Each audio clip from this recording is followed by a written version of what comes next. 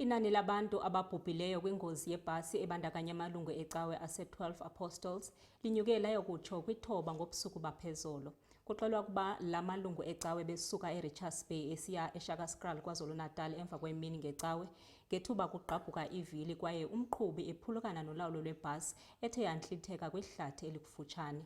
Umntwana oneminyaka emine ubudala uphakathi kwabo ababhubhele kwindawo yexhwayelo ngelixa bonzakeleyo bebalekiselwe kwisibhedlele ezikufutshane. Ungqongqoshe namhlanje ekseni uzobe laphana ke endaweni yesigameko sengozi enyandisa igazi yebhasi eliginqikile lashona phansi eweni ungaba 100 meters kwadlula emhlabeni abantu abangu9.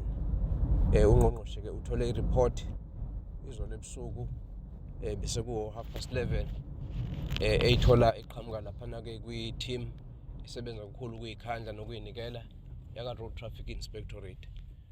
Ungqongqoshe ke ufisa ukuzwelana nemindeni elahlekelwe kanye nesonto abapostoli i-12 Apostle Church in Trinity balaphana ke Ward 28 ngaphansi kwamasipala kwaDukuza. Kodwa ke ungqongqoshe uphinde wakuveza ukuthi ukuhambe emhlabeni kwamalungu aleli bandla elikhulu kakhulu la eSouth Africa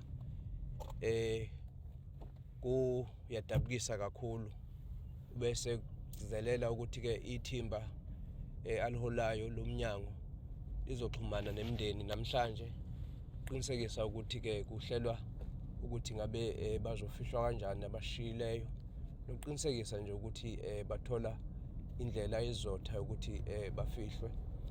Ungqongqoshe ke ube sekuveza ukuthi uphenyo olubayelana nokuthi lengozi ayidalwe yini yize kuvela ukuthi iqhume ithayile lemoto, kodwa ke lolu phenyo lwenziwa yi-Road Traffic Management Corporation, amaphoyisa kanye nezinye nje izinhlaka zikahulumeni ezisebenza ngokuphenya.